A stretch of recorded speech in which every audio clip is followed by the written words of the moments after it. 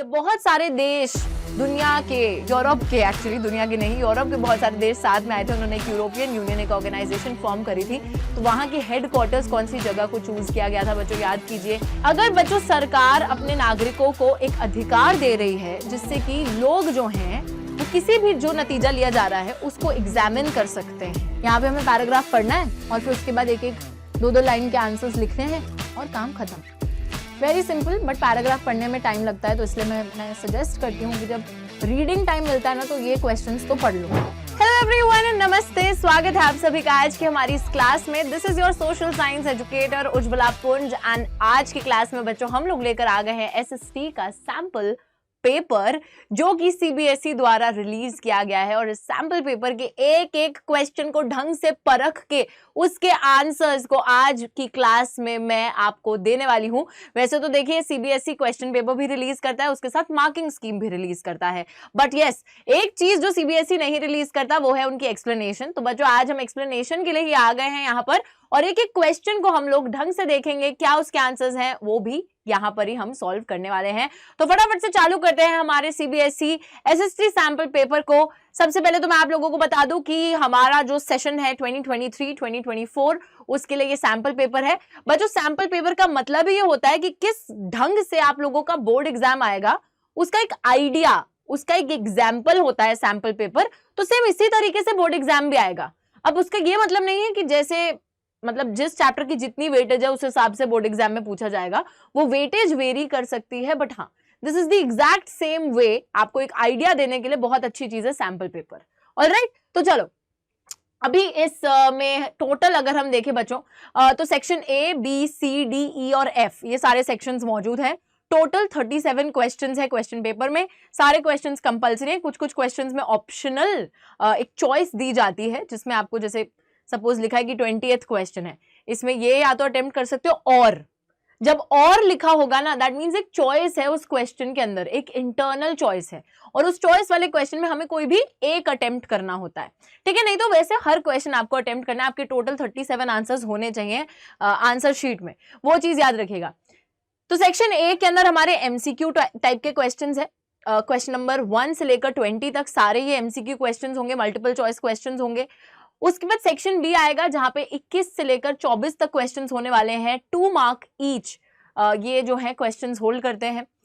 40 word से ज्यादा आपको नहीं लिखना है, सीबीएसई वालों ने भी गाइडलाइन दे रखी है। फिर सेक्शन सी के अंदर क्वेश्चन 25 से लेकर 29 तक है, शॉर्ट आंसर टाइप क्वेश्चंस हैं, 3 नंबर के क्वेश्चंस हैं ये और 60 वर्ड से ज्यादा नहीं लिखना है। सेक्शन डी के अंदर 30 to 33 क्वेश्चंस हैं, क्वेश्चन 30 से लेके 33 तक और ये 5 नंबर वाले क्वेश्चंस हैं, ठीक है। तो इसमें थोड़ा सा ज्यादा देखना है लेकिन 120 वर्ड्स इज द लिमिट। उसके बाद सेक्शन ई आता है 34 से 36 तक, ये केस बेस्ड क्वेश्चंस है। केस बेस्ड में पूरा एक पैराग्राफ दिया जाएगा, वो पढ़ेंगे और उसके बेसिस पर आंसर्स देंगे। उसके बाद आता है हमारा सेक्शन एफ। सेक्शन एफ में है क्वेश्चन नंबर 37 जो कि एक मैप बेस्ड क्वेश्चन है, 5 नंबर का क्वेश्चन है, पूरे 5 नंबर बटोरने का क्वेश्चन है वो, तो 37 जो होगा, ठीक है। तो ये सारे ही हम लोग बच्चों अटेम्प्ट करने वाले हैं क्वेश्चंस। फटाफट से सेक्शन ए पर आ जाते हैं और जो क्वेश्चन नंबर 1 से लेके क्वेश्चन नंबर 20 तक क्वेश्चन हैं इनको सबसे पहले अटेम्प्ट कर लेते हैं। चलो फटाफट से आ जाओ, टाइम वेस्ट नहीं करेंगे। देखिए क्वेश्चन क्या है, पढ़ लेते हैं। Identify the correct option that describes the act given below. तो ये ना 3 चीजें लिखी हैं एक एक्ट के बारे में। सबसे पहले तो ये पढ़ लेते हैं। Act was passed by the imperial legislative council, gave power to the government to repress political activities, empowered the government to detain political prisoners without a trial। तो यहां लिखा गया है कि ये जो एक्ट थी इसको इंपीरियल लेजिस्लेटिव काउंसिल द्वारा पास किया गया था। सरकार को पावर दे दी थी इस एक्ट द्वारा कि पॉलिटिकल एक्टिविटीज को दबाया जा सके। साथ ही में गवर्नमेंट जो है पॉलिटिकल प्रिजनर्स को बिना किसी ट्रायल के डिटेन कर सकती थी। बच्चों याद करो ये कौन सी एक्ट है, सभी को पता है कि दिस एक्ट। अब ऑप्शंस में से ना हमको फटाफट से सिलेक्ट करना है, ग्रीन कलर लेते हैं। ओहो yes, Rowlatt act, vernacular press act, government of India act, inland immigration act. बच्चों सभी को ये बात पता होनी चाहिए कि the correct answer is definitely the Rowlatt act. Okay, nationalism in India वाले चैप्टर का क्वेश्चन है ये। चलो नेक्स्ट, बहुत सिंपल था, नेक्स्ट पे देखते हैं क्या है। Which place in India has an artificial lake to conserve water that dates to 11th century? Bharat के कौन से हिस्से में एक आर्टिफिशियल लेक है जहां पे पानी को बचाया जाता है? बच्चों ये जगह है भोपाल, ऑप्शन बी। जल्दी से फटाफट। थर्ड क्वेश्चन इज, ये डेटा पढ़ना है। रूरल पॉपुलेशन है उत्तर प्रदेश की, यानी कि उत्तर प्रदेश के अंदर जो ग्रामीण हमारी जनसंख्या है उनकी एजुकेशनल अचीवमेंट्स की बात हो रही है, यानी कि पढ़ाई लिखाई में कितने आगे गए हैं वो उस चीज की बात की जा रही है। कैटेगरी है literacy rate for rural population. Literacy rate यानी कि बच्चों कितने लोग पढ़ सकते हैं लिख सकते हैं उसका रेट बताया गया है। तो आदमी लोगों का लिटरेसी रेट है 76%, फीमेल्स में लिटरेसी रेट है 54%। रूरल चिल्ड्रन जो हैं, बच्चे जो हैं 10 से 14 साल के, उनमें लिटरेसी रेट की बात की जाए तो 90% है मेल्स में और 87% फीमेल्स में। और वहीं पे रूरल चिल्ड्रन 10 से 14 साल के जो कि स्कूल जाते हैं रेगुलर बेसिस पर, वहां पे मेल्स का रेशियो 85% और फीमेल्स का रेशियो है 82%।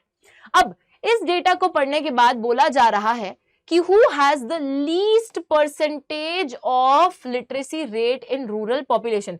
सबसे कम लिटरेसी रेट किसका यार, दिख ही रहा है हम लोगों को, फीमेल्स का है डेफिनेटली। ठीक है, तो यहाँ पर ऑप्शन डी फीमेल्स आपको सिंपली दिख रहा है यार, फीमेल्स का literacy rate is the least, तो वो वाली बात की जा रही है। नेक्स्ट पे आ जाओ, बहुत सिंपल।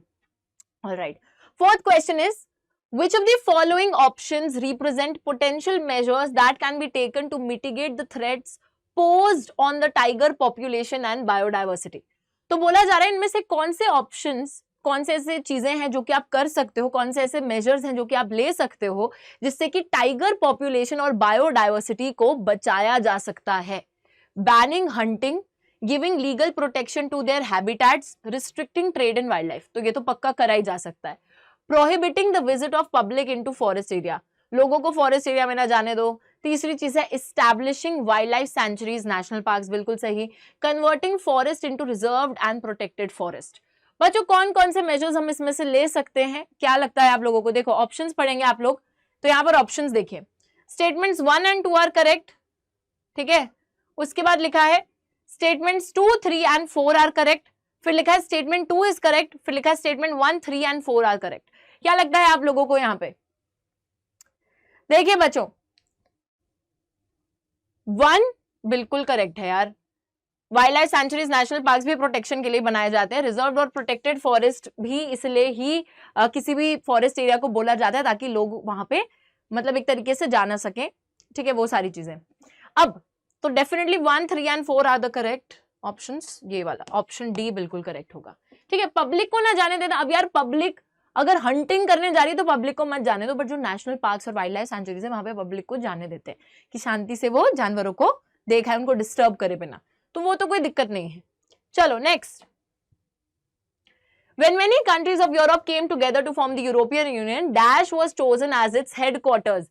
जब बहुत सारे देश दुनिया के, यूरोप के, एक्चुअली दुनिया के नहीं, यूरोप के बहुत सारे देश साथ में आए थे, उन्होंने एक यूरोपियन यूनियन, एक ऑर्गेनाइजेशन फॉर्म करी थी, तो वहां के हेडक्वार्टर्स कौन सी जगह को चूज किया गया था बच्चों, याद कीजिए। ये आपका चैप्टर है पावर शेयरिंग। पावर शेयरिंग में आप लोगों ने पढ़ा है कि क्योंकि बेल्जियम ने कितना अच्छा एग्जाम्पल दुनिया के लिए सेट करा था पावर शेयरिंग में, तो बेल्जियम का जो कैपिटल था ब्रुसेल्स, ब्रुसेल्स को चूज किया गया था एज द हेडक्वार्टर्स। तो ऑप्शन ए यहां पर बिल्कुल ही करेक्ट ऑप्शन है।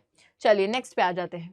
नेक्स्ट क्या है बच्चों, which of the following statements accurately distinguishes between majoritarianism and power sharing। इनमें से कौन सी स्टेटमेंट बिल्कुल सही तरीके से डिफरेंशिएट करती है मेजोरिटेरियनिज्म के बीच में और पावर शेयरिंग के बीच में? याद कीजिए बच्चों, पावर शेयरिंग का मतलब होता है कि सभी लोगों के बीच में पावर बांटना। मेजोरिटेरियनिज्म का मतलब होता है कि जो मेजोरिटी है, मेजोरिटी अपनी मेजोरिटी का फायदा उठाती है और माइनॉरिटी को सप्रेस करती है, सिंपली वो समझना। अब देखो, majoritarianism emphasizes dominance of majority community while power sharing emphasizes sharing of power among different groups। बिल्कुल सही लग रहा है। तो majoritarianism emphasizes the need for consensus building while power sharing emphasizes the exclusion of minority group। बिल्कुल ही गलत लग रहा है। तो majoritarianism emphasizes importance of accommodating minority interest। नहीं, बिल्कुल गलत। It emphasizes the need for peaceful resolution। ना, पीस वीस की कोई बात नहीं होती मेजोरिटेरियनिज्म में। तो यहाँ पर correct answer is option A, without a second thought. बिल्कुल सही लिखा था पहले ही ऑप्शन में, तो दूसरे की तरफ देखा भी क्यों हमने, पता नहीं।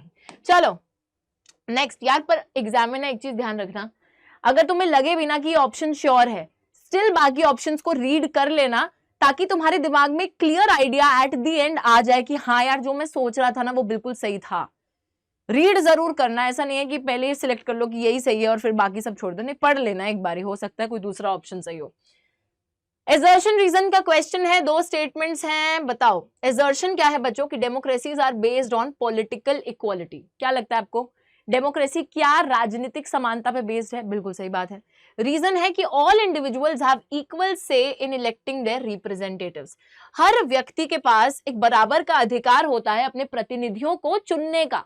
दोनों ही स्टेटमेंट सही हैं, बट क्या रीजन इसको एक्सप्लेन कर रहा है? तो यहां पर जरा सोच के देखिए, बिल्कुल सही बात है कि क्योंकि हर किसी का बराबर से है अपने रिप्रेजेंटेटिव्स को इलेक्ट करने का, that is obviously justifying that democracies are based on political equality. तो A and R both are true, A and R both are true and R is also the correct explanation of A. Option A यहां पर बिल्कुल सही होगा। Next, Rahul, all the Rahuls in the house.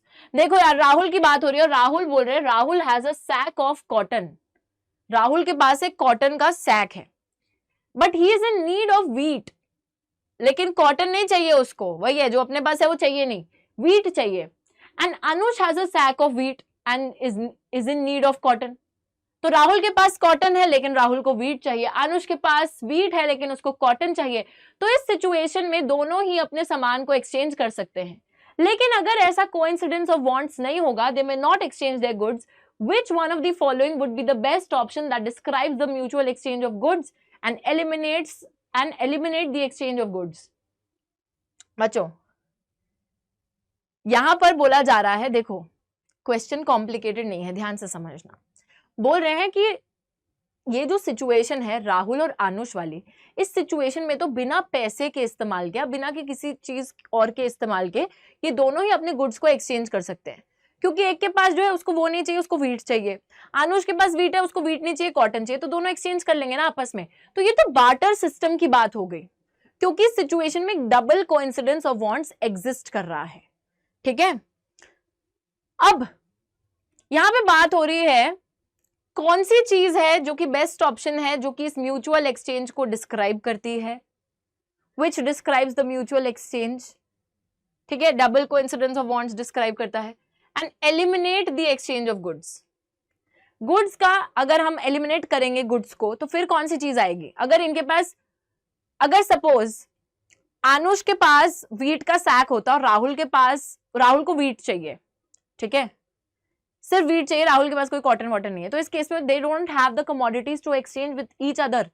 तो राहुल को पैसे देकर या कोई ऐसी चीज देकर जो है, जो व्हीट की वैल्यू है वो देनी पड़ेगी, तब जाके वो उसको एक्सचेंज कर सकेंगे।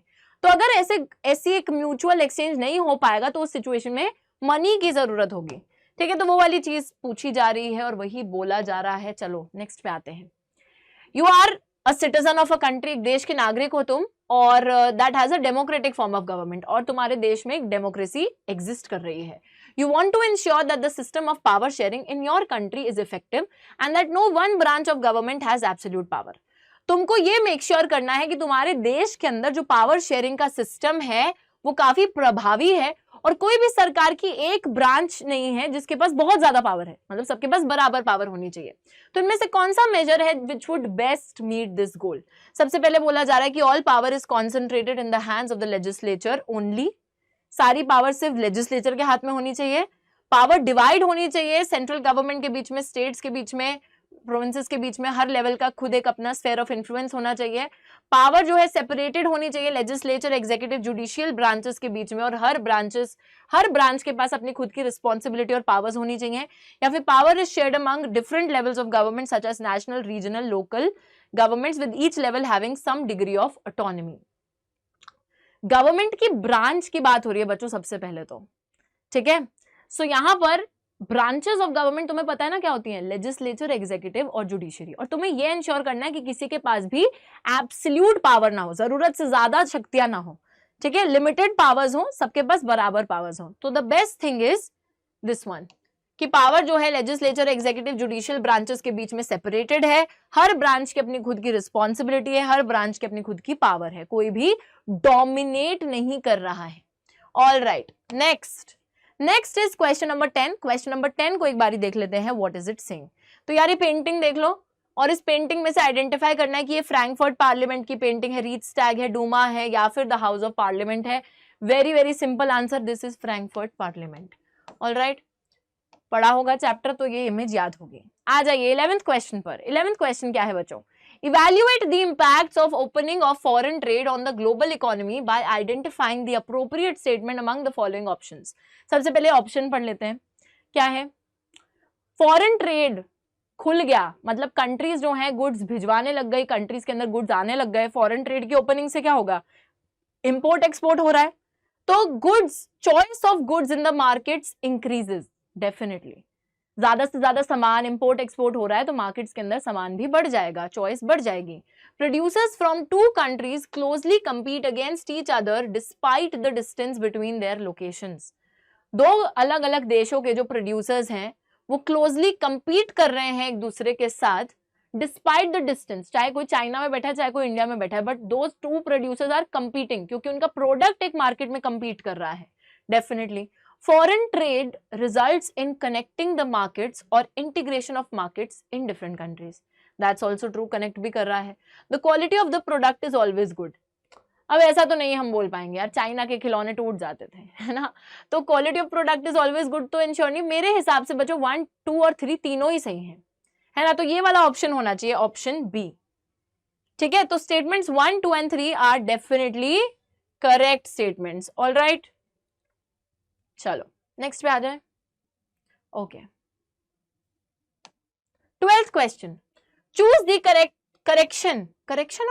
Correct option to complete the statement if a government. Okay, अब से स्टेटमेंट चालू हो रही है।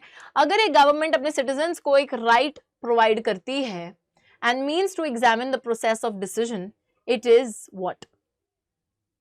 अगर बच्चों सरकार अपने नागरिकों को एक अधिकार दे रही है जिससे कि लोग जो हैं वो किसी भी जो नतीजा लिया जा रहा है उसको एग्जामिन कर सकते हैं, ठीक है, उसके प्रोसेस को एग्जामिन कर सकते हैं, तो ऐसी सरकार कैसी सरकार होती है? क्या वो गवर्नमेंट एक जवाबदेही, एक अकाउंटेबल गवर्नमेंट है? क्या वो गवर्नमेंट एक रिस्पॉन्सिबल गवर्नमेंट है, जिम्मेदार गवर्नमेंट है?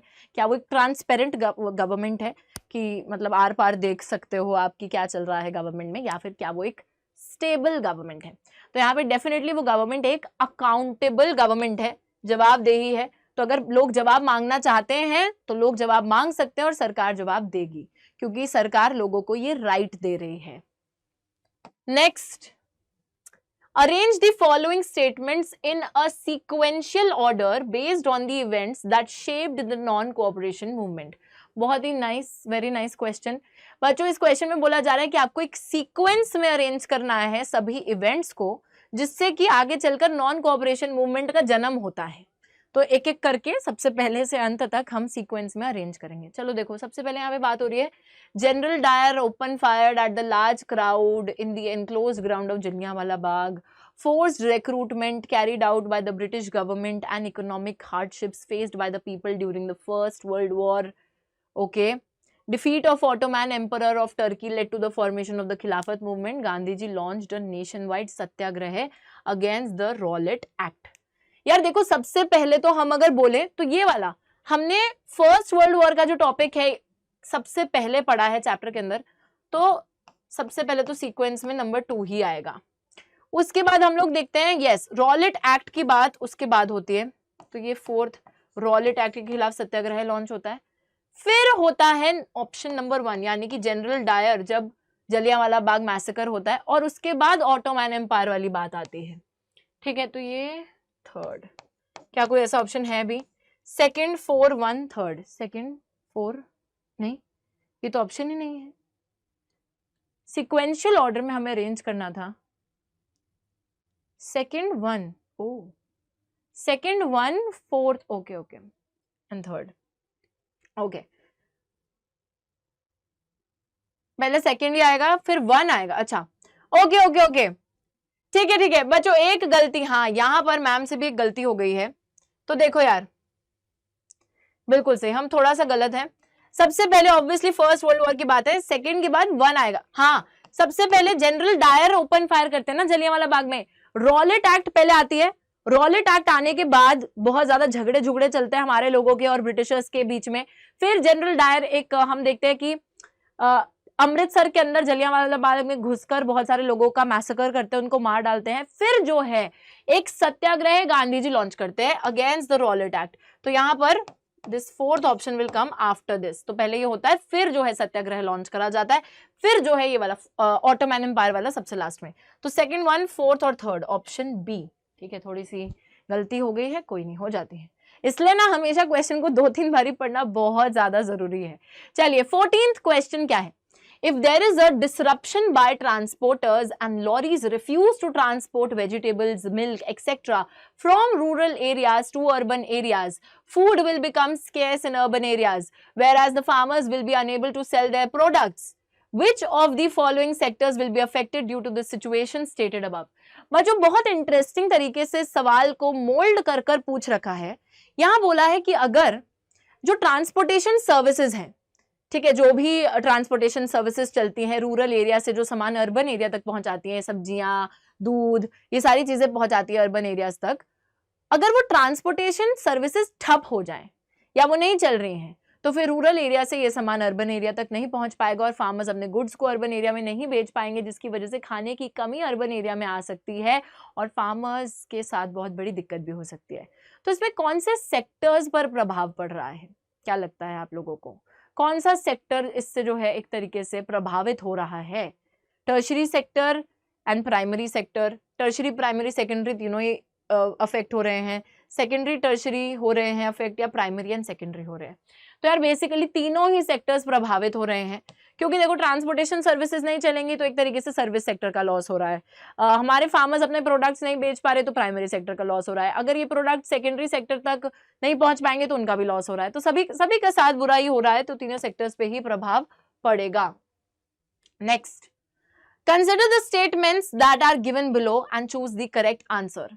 स्टेटमेंट 1 है, Western printing techniques, mechanical press were imported in the late 19th century as Western powers established their outposts in China. और स्टेटमेंट 2 बोल रही है कि Beijing became the hub of the new print culture catering to the Western style of schools. अभी आप लोगों ने chapter नहीं पढ़ा है तो आप लोगों को पता भी नहीं है कि क्या बात हो रही है बच्चों, लेकिन देखिए बात कुछ ऐसी है कि यहाँ पर हाँ, तो बात कुछ ऐसी है कि यहाँ पर बोला जा रहा है कि वेस्टर्न प्रिंटिंग टेक्निक्स और जो मैकेनिकल प्रेस था उनको इंपोर्ट किया गया था लेट 19th सेंचुरी में, वेस्टर्न पावर्स ने अपने आउटपोस्ट चाइना में जब एस्टैब्लिश करे, तो ये स्टेटमेंट बिल्कुल सही है, statement 1 is definitely correct. And जो स्टेटमेंट 2 है, बीजिंग जो है नए प्रिंट कल्चर वेस्टर्न स्टाइल का एक तरीके से क्या है, हब बन गया है, तो ये इनकरेक्ट है। तो statement 1 is correct and 2 is incorrect, option A जो है यहाँ बिल्कुल ठीक होगा। ठीक है, चलो आ जाओ 16th क्वेश्चन है, पता नहीं कौन कौन से कलर में, जेम्स के कलर्स में लिखा हुआ है, M gave his friend clues. M कौन है पता नहीं। M gave his friend clues about a type of soil that suits for growing cotton. Which of the following clues provided by M would be the most useful in identifying the ideal type of soil? तो यार M जो है ना अपने दोस्त को बता रहा है एक सॉइल के बारे में, लेकिन डायरेक्टली उस मिट्टी का नाम नहीं ले रहा, उसके बारे में क्लूज दे रहा है और ये बता रहा है कि ये जो सॉइल है ना, it is the most appropriate for growing cotton. तो मैं बताऊं, ये स्टेटमेंट सुनते ही ना तुमको वो सॉइल टाइप के बारे में पता होना चाहिए। वो सॉइल है ब्लैक सॉइल, है ना। कॉटन उगाने के लिए कौन सा सॉइल है, एक स्टेटमेंट में ही पता होना चाहिए। अब इनमें से कौन से क्लूज सही है? क्लू 1 बोल रहा है कि well known for its capacity to hold moisture, turns yellow when it is hydrated, rich in kankar bhangar nodules, या फिर it is a well drained loamy soil. कौन से क्लू ठीक है बच्चों? इसमें से सिर्फ एक ही क्लू ठीक है कि it is well known for its capacity to hold moisture, बाकी कोई भी क्लू नहीं है ठीक। मॉइस्चर ही होल्ड करता है बस, ठीक है, बाकी कोई भी क्लू ब्लैक सॉइल के हिसाब से ठीक ही नहीं है। तो यहाँ कौन से सॉइल की बात हो रही थी? यहाँ पे ब्लैक सॉइल की बात हो रही थी। ठीक है, चलो नेक्स्ट आ जाओ 17th क्वेश्चन पर। 17th क्वेश्चन है, choose the right option to fill in the blanks. देखिए क्या है, the emergence of dash is directly connected to the rise of political parties. किस चीज के आने से पॉलिटिकल पार्टीज में राइज देखने को मिलता है? Minority democracies, direct democracies, representative democracies, या फिर कॉन्स्टिट्यूशनल डेमोक्रेसीज। बच्चों यहाँ पर ना मतलब it's very very very very simple, like if you ask तो obviously it is the representative democracies. Representatives, प्रतिनिधित्व जहां पर आप अपने चुनते हो, तो ऑब्वियसली बात है प्रतिनिधित्व चुनने की बात आती है तो उसी से ही तो पॉलिटिकल पार्टीज में राइज देखने को मिलेगा, नहीं तो क्या फायदा। ऑलराइट, चलिए 18th क्वेश्चन पे आते हैं। सेक्शन ए कंप्लीट होने वाला है, तो गुड, कॉन्ग्रेचुलेशंस। चलिए बच्चों देखिए, process of integration between different countries is called, जब अलग अलग कंट्रीज के बीच में एक इंटरकनेक्टिविटी, इंटरकनेक्टेडनेस बढ़ता है तो उस प्रोसेस को क्या बोला जाता है? प्राइवेटाइजेशन, ग्लोबलाइजेशन, लिबरलाइजेशन या फिर कंपटीशन? सो यहां पर the correct answer is globalisation. 19th question is which of the following statements is correct keeping the requirement of formation of government? Statements पढ़ लेते हैं फिर बात करेंगे क्या है। Statement 1 बोल रही है it is possible for independent candidates to form a government. Independent candidates जो होते हैं यानी कि जो किसी भी पार्टी से जुड़े नहीं हैं उनके लिए पॉसिबल है कि वो गवर्नमेंट सरकार बना ले। स्टेटमेंट 2 बोल रही है कि government formation exclusively political parties के लिए ही रिजर्व्ड होता है, कि सरकार सिर्फ पॉलिटिकल पार्टीज ही बना सकती हैं, इंडिपेंडेंट कैंडिडेट्स नहीं बना सकते। स्टेटमेंट 3 बोल रही है कि गवर्नमेंट फॉर्मेशन सिर्फ इलेक्टेड पॉलिटिकल पार्टीज तक ही सीमित होता है, जो इलेक्टेड पॉलिटिकल पार्टीज है वहीं तक सीमित होता है। स्टेटमेंट 4 बोल रही है कि government can only be formed by political parties that are elected and hold a majority. कौन कौन सी स्टेटमेंट इसमें सही है बच्चों? यहां पर ऑप्शन डी यानी कि ओनली स्टेटमेंट 4 इज करेक्ट। क्यों? क्योंकि गवर्नमेंट जो है वो तभी फॉर्म हो सकती है जब एक तो पॉलिटिकल पार्टी होनी चाहिए, और पॉलिटिकल पार्टी भी जो कि इलेक्ट हुई है लोगों द्वारा और जो कि एक मेजॉरिटी होल्ड करेगी, ठीक है, जिसको मेजॉरिटी वोट्स मिले होंगे वही जो है पॉलिटिकल पार्टी अपनी सरकार बना सकती है, नहीं तो नहीं। Alright, last question section A का देख लेते हैं। मिस एस, किसी का नाम है एस, मिस एस, अरे नाम ही लिख देते, कोई ऐसे ही लिखना था। तो अप्रोच द बैंक, बैंक तक गई हैं to avail a loan for her own business, अपने बिजनेस के लिए लोन लेने गई हैं, as well as a self help group which is operating in her village, और एक एसएचजी जो है उनके विलेज में जो चल रहा है उसके लिए भी लोन लेने गई हैं। So the bank rejected her loan application whereas the self help group accepted to support her by providing the loan. तो बैंक वालों ने तो इनको लोन देने से मना कर दिया और सेल्फ हेल्प ग्रुप वालों ने इनको हाँ बोल दिया कि चलो हम आपको लोन दे देंगे। Which of the following documents is required by the bank but not required by the self-help group to approve Miss S's loan application for her business? तो यार एक बात बताओ, बैंक वाले कौन सा डॉक्यूमेंट मांगते हैं और सेल्फ हेल्प ग्रुप वाले कौन सा डॉक्यूमेंट नहीं मांगते हैं? Application for loan, arrangement letter, document on collateral या फिर demand promissory note and take delivery letter. देखो एक ही चीज है यहाँ पे, डॉक्यूमेंट ऑन कोलैटरल। कोलैटरल का क्या मतलब है बच्चों? कोलैटरल क्या होता है? आप जो गिरवी रखते हो, ठीक है, सो गिरवी रखने वाली बात हो रही है। डॉक्यूमेंट ऑन कोलैटरल, तो कोलैटरल वाली चीज बैंक जरूर मांगेंगे बट एसएचजीज नहीं मांगेंगे, ठीक है, सेल्फ हेल्प ग्रुप के लिए नहीं रिक्वायर्ड है, वो ऐसे ही लोन दे देंगे। चलो इसी के साथ सेक्शन बी पे आ गए हैं। सेक्शन बी का 21वां क्वेश्चन यानी कि सबसे पहला प्रश्न है स्टडी द मैप। तो ये मैप है आपके पावर शेयरिंग चैप्टर से, और इस मैप को पढ़ने के बाद थरोली पढ़ लो और उसके बाद लैंग्वेजेस बताओ जो कि डोमिनेंटली बेल्जियम में प्रेजेंट हैं। बच्चों कौन कौन सी लैंग्वेजेस प्रेजेंट हैं? हाँ, बेल्जियम के अंदर हमें पता ही है क्या है, यहाँ तो लिखा तो नहीं है, जब लिखा भी हुआ है। ओहो हो, ये क्या, कुछ तो सस्पेंस देते। तो बच्चों हमें पता ही है कि 3 भाषाएं, 3 लिंग्विस्टिक ग्रुप्स यहाँ पर रहते हैं, फ्रेंच, डच और जर्मन स्पीकिंग, ठीक है। फ्रेंच भाषा बोलने वाले, डच भाषा बोलने वाले और जर्मन भाषा बोलने वाले लोग जो हैं बेल्जियम के अंदर रिसाइड करते हैं। तो languages that are dominantly present in Belgium are French, Dutch and German, okay. But यहाँ पर फिर एक और बात आती है कि डोमिनेंटली, अब डोमिनेंटली बोला जाए तो जर्मन को इंक्लूड करना है भाषा को कि नहीं? सो बच्चों आई डोंट थिंक कि हम इंक्लूड करेंगे, ठीक है, जर्मन भाषा इज जस्ट 1%, तो फिर इसलिए हम लिख देंगे कि dominantly 2 languages are present in Belgium which are Dutch and French, ठीक है, क्योंकि जर्मन स्पीकिंग डोमिनेंट लैंग्वेज नहीं है ना, एक only 1% of the people speak German, तो इसलिए French and Dutch are the 2 languages that are dominantly present in Belgium. Alright, चलो नेक्स्ट पे आ जाते हैं। 22nd क्वेश्चन है। 22nd क्वेश्चन का ए पार्ट है, दैट मीन्स इसमें ऑप्शंस है, तो एक बी पार्ट भी है, एक ए पार्ट भी है। मतलब बच्चों जो चीज ऑप्शनल है ना तो वहां पे और लिखा होगा, ठीक है, दिस और दैट, तो उसमें आपको कोई भी एक अटेम्प्ट करना है, दोनों अटेम्प्ट करके अपना टाइम वेस्ट करके मत आ जाना। क्या लिखा है? The most powerful weapon of the Spanish conquerors was not a conventional military weapon at all. Justify the above statement by giving two reasons. बच्चों बोला जा रहा है कि स्पेनिश जो लोग कॉन्क्वेस्ट करने के लिए आए थे अमेरिका के अंदर, उनका सबसे पावरफुल कोई वेपन जो था वो मिलिट्री वेपन नहीं था, कोई हथियार नहीं था। तो उन लोगों ने जीत हासिल करने के लिए किसी हथियार की मदद नहीं ली। इसके पीछे आंसर देना है, रीजन देना है। तो आपको पता है कि इनका कोई भी इन लोगों ने जब कॉन्क्वेस्ट करा था अमेरिका के ऊपर, तो it was not because of any military weapon, but it was the result of a disease. The disease was smallpox. ठीक है, तो जर्म्स जैसे कि smallpox that spread deep into the continent before any European could reach there, America's original inhabitants had no immunity against these diseases that came from Europe, and this disease erased the whole community, leading to conquest. This biological warfare in the mid 16th century made it easy for Spanish to overpower the Americans. तो यहाँ बोला जा रहा है, ध्यान से मेरी बात सुनिएगा। जो चैप्टर है आपका the making of a global world, उसके अंदर एक पोर्शन है जहां पर ये बताया जाता है कि स्पेन के जो लोग हैं जब वो कॉन्कर करने गए थे अमेरिका को, तो उनको किसी भी हथियार की जरूरत नहीं पड़ी थी वहां जीत हासिल करने के लिए, क्योंकि कुछ लोगों के अंदर स्मॉल पॉक्स के जर्म्स थे। अब ये जर्म्स के खिलाफ अमेरिकन जो लोग रह रहे थे, जो इनहैबिटेंट्स थे, उनके पास कोई इम्यूनिटी नहीं थी अगेंस्ट दीज जर्म्स। तो ये जो स्मॉल पॉक्स का डिजीज है इतनी तेज अमेरिका में फैलता है कि वहां के बहुत सारे लोग मर जाते हैं अपने आप ही।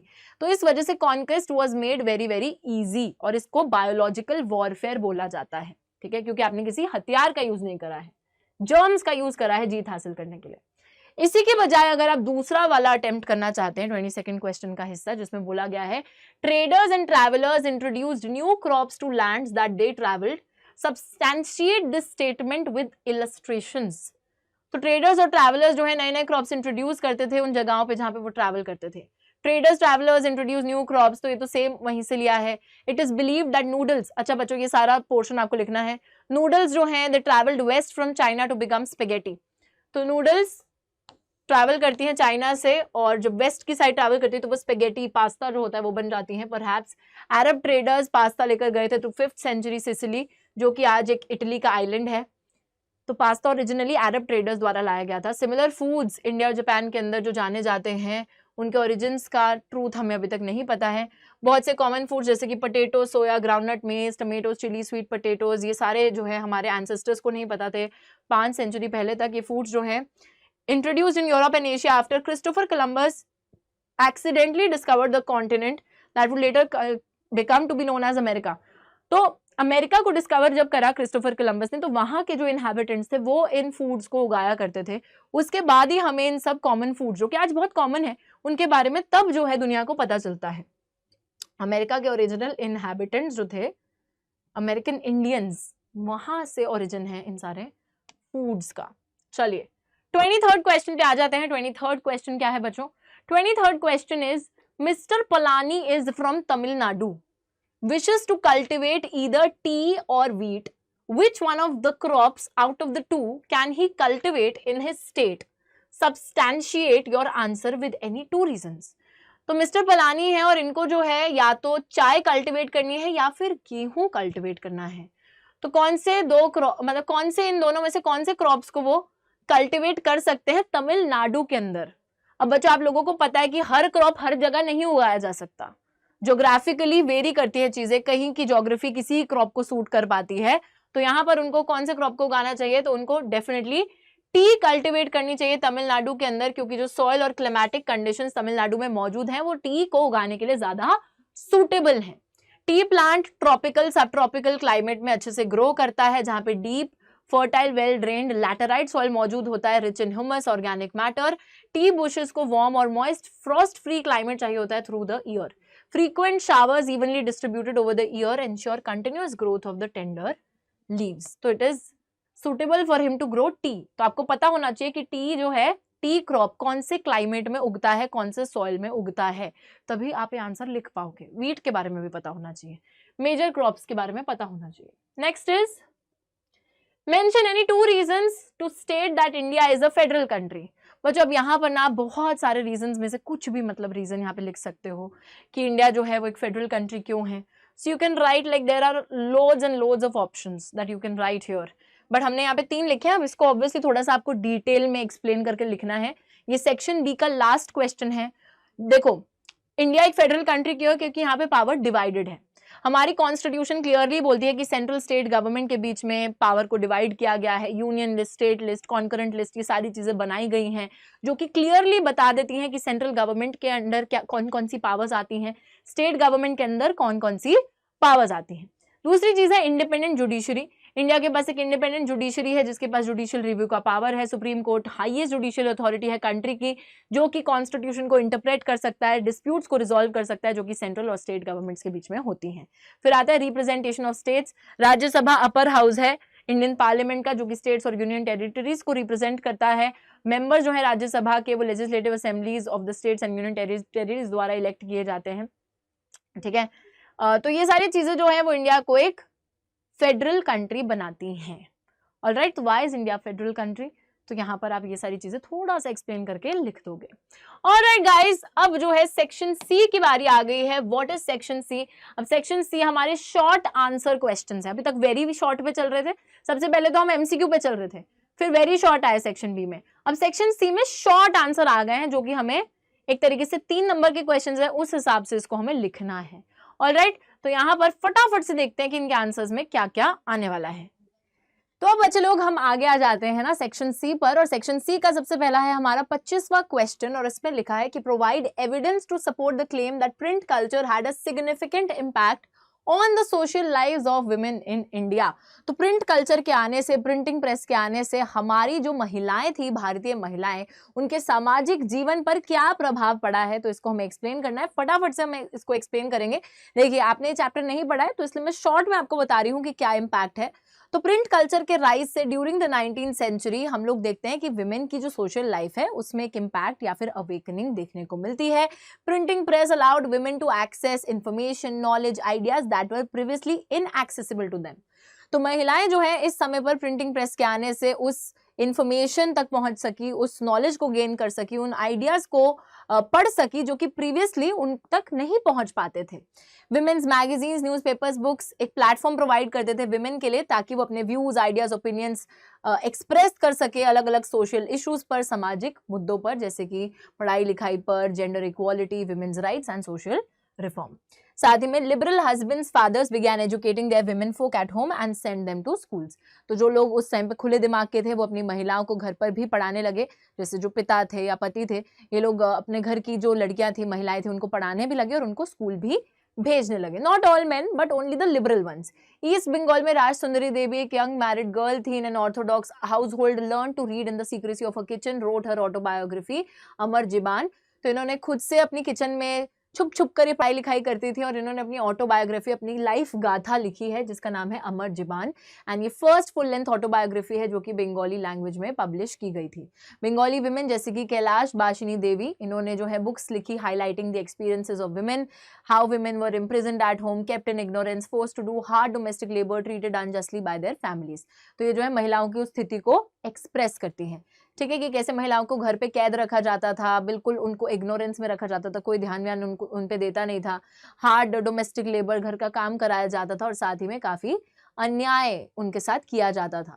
महाराष्ट्र के अंदर ताराबाई शिंदे और पंडिता रामाबाई ने पैशनेट एंगर, बहुत ज्यादा गुस्से के साथ, miserable lives of upper caste Hindu women, तो जो ऊंची जाति की हिंदू महिलाएं थी उनके बारे में लिखा है, स्पेशली द विडोज, जो विधवा औरतें थी, उनके बारे में भी लिखा है। साथ ही में तमिल नॉवल के अंदर एक women expressed what reading meant to women who were confined by social regulations. For various reasons my world is small, more than half my life's happiness has come from books. तो एक महिला ये बताती हैं कि देखो मेरी जिंदगी बहुत सीमित है और आधी जो खुशियां मेरी जिंदगी में आई हैं वो किताबों की वजह से ही आ पाई हैं। साथ ही में प्रिंट कल्चर जो है एक तरीके से सोशल कॉन्शियसनेस महिलाओं में लाया, प्रोग्रेस में मदद करी, विमेन्स राइट्स की और एम्पावरमेंट की। आगे देखिए, next question is 26th question और इसके अंदर 2 पार्ट्स हैं, मतलब आपको किसी एक पार्ट को अटेम्प्ट करना है। First part is a worker in an urban area who was working in a small factory was not paid his wages properly. He was forced to work extra hours under poor working conditions. There was no job security. Recently lost his job and found selling electrical items in a push cart. Analyze the role of the government in protecting the workers working in an unorganized sector. तो तो यहाँ पे बोला जा रहा है कि एक अर्बन एरिया, शहर के अंदर एक वर्कर काम करता है, एक छोटी सी फैक्ट्री में काम करता है, उसको उसकी जो दिहाड़ी है वो प्रॉपर्ली मिलती नहीं है, एक्स्ट्रा आवर्स काम करता है, बहुत खराब वर्किंग कंडीशंस में काम करता है, कोई जॉब सिक्योरिटी उस वर्कर के पास नहीं है, उसकी नौकरी भी चली जाती है और वो जो है इलेक्ट्रिकल आइटम्स अब एक रेडी पर बेचता है। ठीक है, तो इसमें बताइए कि गवर्नमेंट जो है क्या रोल प्ले कर सकती है इन वर्कर्स की मदद करने के लिए जो कि अर्बन एरियाज के अंदर अनऑर्गेनाइज सेक्टर में काम कर रहे हैं। तो बच्चों यहाँ पे वही बोला जा रहा है कि जो स्मॉल फैक्ट्रीज हैं इनको गवर्नमेंट के साथ रजिस्टर कराओ, एंड ताकि वो सारी फैक्ट्रीज के अंदर जितने भी गवर्नमेंट रूल्स एंड रेगुलेशंस हैं उनको फॉलो किया जाए, जैसे factories act, minimum wages act, payment of gratuity, shops establishments act etcetera. Government जो है लोन्स प्रोवाइड कर सकती है अनएम्प्लॉयड एजुकेटेड यूथ के लिए ताकि वो अपने खुद के बिजनेस को स्टार्ट कर सकें, और साथ ही में workers are suppose to get medical benefits under the laws. Factory manager has to ensure facilities like drinking water and a safe working environment. Next अगर हम देखें तो 26 बी का क्वेश्चन है कि mister Pawan a village head, एक village head है and वो ज्यादा जॉब अपॉर्चुनिटीज क्रिएट करना चाहते हैं ताकि to increase the income of the people in his village under the Manrega Act, suggest any 3 activities so that Mr. Pawan could initiate in his village। तो यहाँ पे बोला जा रहा है कि यार जो मिस्टर पवन है वो विलेज हेड है और वो मनरेगा एक्ट के तहत अपने गांव के अंदर और ज्यादा नौकरियां जनरेट करना चाहते हैं, तो उनको क्या करना चाहिए, कौन कौन सी एक्टिविटीज वो ला सकते हैं। ठीक है, तो लेक्स और पॉन्ड्स की cleaning, village road construction, cooperative milk society, small scale industries, there could be a lot of options जो कि मिस्टर पवन यहाँ पर कर सकते हैं, और construction work and all of these things, ताकि और जॉब अपॉर्चुनिटीज मनरेगा एक्ट के तहत क्रिएट हो। तो आप खुद से लिख सकते हो। ठीक है, चलिए आ जाइए 27th क्वेश्चन पे आ जाते हैं बच्चों। What is the 27th question, देखिए, agriculture gives boost to the industrial sector, justify the statement with any 3 relevant points. Agriculture से इंडस्ट्रियल सेक्टर को बूस्ट मिलता है, तो इस स्टेटमेंट को जस्टिफाई कीजिए किसी भी 3 रेलेवेंट पॉइंट्स के साथ में। तो यहाँ पर कैसे एग्रीकल्चर हेल्प करेगा, तो ऑब्वियसली बात है रॉ मटेरियल सप्लाई करके, तो बच्चों बहुत सारा एग्रीकल्चरल रॉ मटेरियल ही इंडस्ट्रीज तक जाता है। ठीक है, जैसे कि हम बोल सकते हैं फूड प्रोसेसिंग इंडस्ट्रीज हैं, टेक्सटाइल इंडस्ट्रीज हैं, पेपर इंडस्ट्री है, उन सभी का रॉ मटेरियल एग्रीकल्चर से ही होकर जाता है, तो वहां पर हेल्प कर सकती है। साथ ही में दूसरी चीज है मार्केट एक्सपेंशन। तो एग्रीकल्चर एक बहुत बड़ी मार्केट प्रोवाइड करता है इंडस्ट्रियल प्रोडक्ट्स के लिए। मतलब कि बच्चों बहुत सारी इंडस्ट्रीज में जो चीजें बन रही है, जैसे ट्रैक्टर बन रहा है या फिर फर्टिलाइजर्स, पेस्टिसाइड्स, ये सारी चीजें जो प्रोड्यूस कराई जा रही हैं वो हमारे एग्रीकल्चरल सेक्टर में काम करने वाले लोग खरीदते हैं। तो एक तरीके से इंडस्ट्रियल सेक्टर का सामान एग्रीकल्चर वाले लोग खरीद रहे हैं, तो उनकी मार्केट तो एक्सपैंड हो ही रही है। प्लस एम्प्लॉयमेंट जनरेशन, जाहिर सी बात है एग्रीकल्चर एक लेबर इंटेंसिव सेक्टर है जो कि बहुत ज्यादा एम्प्लॉयमेंट अपॉर्चुनिटीज जनरेट करता है। एग्रीकल्चर जो है फार्मर के इनकम लेवल्स को इंक्रीज कर सकता है। एग्रीकल्चरल वर्कर्स जो हैं वो इंडस्ट्रियल प्रोडक्ट सर्विसेज की डिमांड क्रिएट करते हैं। ठीक है, और जो एग्रीकल्चर रिलेटेड इंडस्ट्रीज होती हैं वहां पर भी लेबर की डिमांड और ज्यादा आ सकती है। तो it's like obviously employment generation भी ये जनरेट करता है। तो this is how agriculture gives boost to the industrial sector.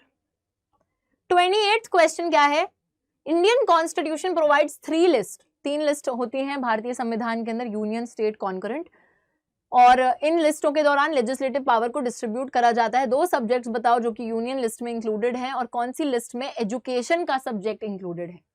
तो बच्चों यहाँ पे देख लीजिए, इंडियन कॉन्स्टिट्यूशन के अंदर 3 फोल्ड डिस्ट्रीब्यूशन, 3 लिस्टों में बटी है पावर की डिस्ट्रीब्यूशन, और ये 3 लिस्टें हैं यूनियन, स्टेट और कॉन्करेंट लिस्ट। सब्जेक्ट्स जो कि यूनियन लिस्ट में इंक्लूडेड होते हैं, जो कि एक्सक्लूसिव ज्यूरिसडिक्शन में, हमारे यूनियन गवर्नमेंट के एक्सक्लूसिव ज्यूरिसडिक्शन में आते हैं। तो जो केंद्रीय सरकार है उसका पूरा का पूरा जोर चलता है यूनियन लिस्ट के अंदर जितने भी सब्जेक्ट्स गिवन होते हैं उस पर, और यूनियन लिस्ट के अंदर defence, foreign affairs, banking, currency, coinage, railway, air transport, post, telegraph, ये सब कुछ आते हैं। यहाँ सिर्फ 2 पूछे थे, बहुत सारे हमने लिखवा दिए हैं।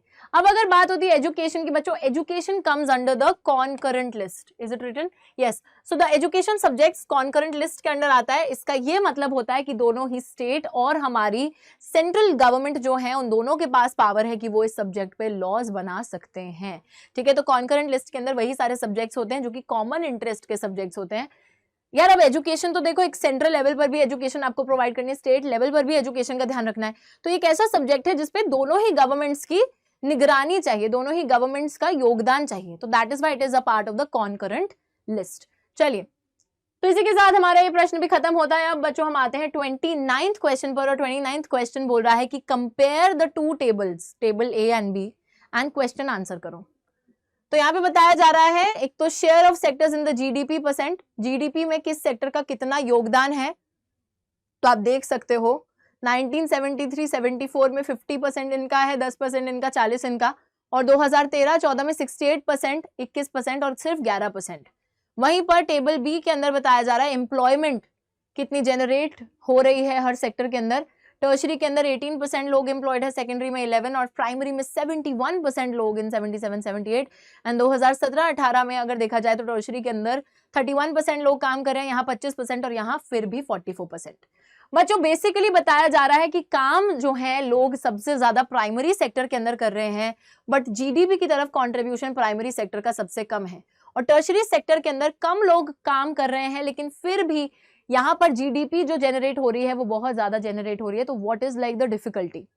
A remarkable fact about India is that while there has been a change in the share of the three sectors in GDP, similar shift has not taken place in employment. ठीक है, प्राइमरी सेक्टर के अंदर shift नहीं आया in the case of employment. Why? Substantiate your answer. तो यहां पर हम देखते हैं, यस, सबसे पहली चीज है बच्चों insufficient job creation in the secondary and tertiary sector.